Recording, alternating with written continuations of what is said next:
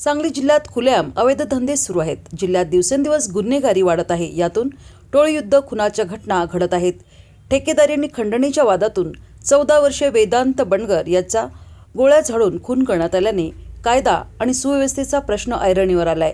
जिल्ह्यात गुन्हेगारी वाढत असताना आमदार खासदारांसह लोकप्रतिनिधी काय करतायत असा सवाल उपस्थित करत ठोस कारवाई करावी तसेच सांगली जिल्हा नशामुक्त आणि भयमुक्त करावा अशी मागणी मनसेचे तानाजी सावंत यांनी केली आहे.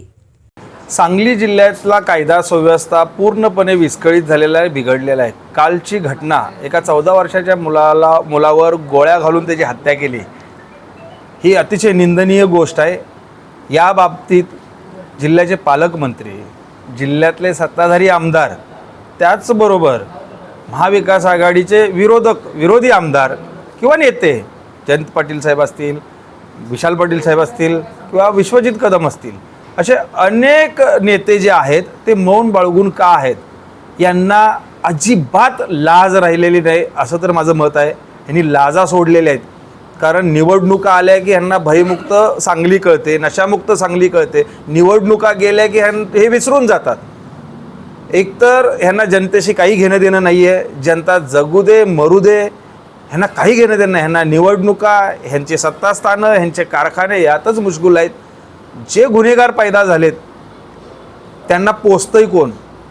तर हेच नेते, मग सत्तेतले असू दे नाही तर विरोधातले असू दे. जे काय अवैध धंदे सांगली जिल्ह्यामध्ये आहेत, शहरासकट जिल्ह्यामध्ये, ते चालवतंय कोण? ह्यांचेच बगलबच्चे.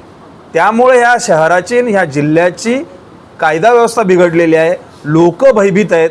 आणि अशी परिस्थिती एक दिवस असं होईल, नेपाळसारखी घटना होईल की एक दिवस या नेत्यांनाच घरात घुसून लोक मारतील, अशी परिस्थिती होण्याची चिन्ह झालेले आहेत. ह्यांनी ताबडतोब स्वतःला आवरावं आणि ह्याच्यावरती आवाज उचलावा. एवढी घटना भयंकर होऊन सुद्धा एक नेता बोलायला तयार नाही.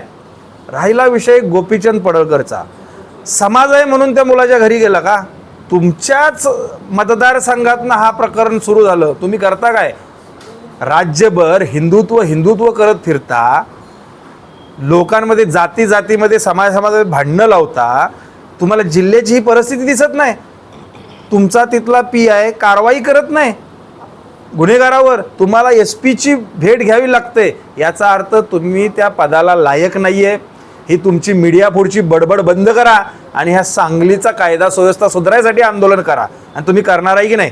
आम्ही आता भयमुक्त नशामुक्तच्या माध्यमातून चॉकलेट कुठे गेले आपले, सर्वांना चॉकलेट वाटून निषेध केलेला आहे, कॅडबरी. कारण पालकमंत्री फक्त चॉकलेट वाटत आहेत. आता चॉकलेट खाऊनही अधिकाऱ्यांनी काही काम आजपर्यंत केलं नाही आहे. आमचं असं मत आहे की ह्या पालकमंत्र्याची सांगली जिल्ह्याला गरज नाही.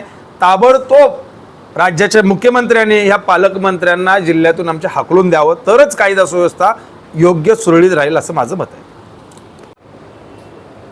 स्वच्छ सांगली, सुंदर सांगली अशी आमच्या सांगलीची ओळख होती.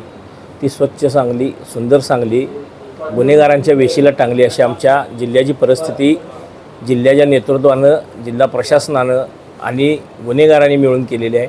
ही छबी बदलायची असेल तर प्रशासनाला आणि पदाधिकाऱ्यांना, सत्ताधारी पार्टीला, जिल्ह्यातल्या 8 आमदारांना आणि 1.5 खासदारांना ॲक्शन मोडवर यावं लागेल. सामान्य माणसांच्या कुटुंबावर हल्ले होत असतील, नशेच्या भोवती जर तरुण पिढी वाया जात असेल आणि एखाद्या 9-10 वर्षाच्या पोराचा खून जर टोळीयुद्धातून होत असेल, तर आमचा जिल्हा हा वसंतदादांचा जिल्हा, राजाराम बापूंचा जिल्हा, क्रांतिसिंहांचा, क्रांतिवीरांचा, क्रांती अग्रणींचा जिल्हा आमचा कुठं नेऊन ठेवला आहे अशी परिस्थिती निर्माण झाली आहे. जिल्हा पोलीस प्रमुख दोषी साहेबांना आमची विनंती आहे, साहेब आपला आडनाव दोषी आहे, पण आपण दोषींना कारवाई करावी. ताबडतोब या गुन्हेगारांना जेरबंद करावं आणि जिल्ह्यात पोलीस प्रशासनाचा संपलेला वचक निर्माण करण्यासाठी जे काही करता यायला लागेल ते करावं. भयमुक्त व नशामुक्त अभियानाच्या माध्यमातून आम्ही त्यांना यापूर्वीही निवेदनं दिलेली आहेत. चांगल्या कामाचं कौतुकही केलेलं आहे. मात्र जर असे दिवसाढवळ्या लहान मुलांचे खून पडत असतील, जिल्ह्यात दिवसाआड खून आहेत, जिल्ह्यात जर लोकांच्या मैताचाच आकडा वाढत असेल, तर जिल्ह्यातील प्रशासनाला भानावर आणायचं काम भयमुक्त व नशामुक्त अभियानाच्या वतीनं करण्यात येईल. आणि ते जर झालं नाही तर यात लोक आंदोलनाचा लोकसहभागातून मोठ्या प्रमाणात येत्या 8 ते 10 दिवसात एक जनाक्रोश उभा केला जाईल असं मी जाहीर करतो.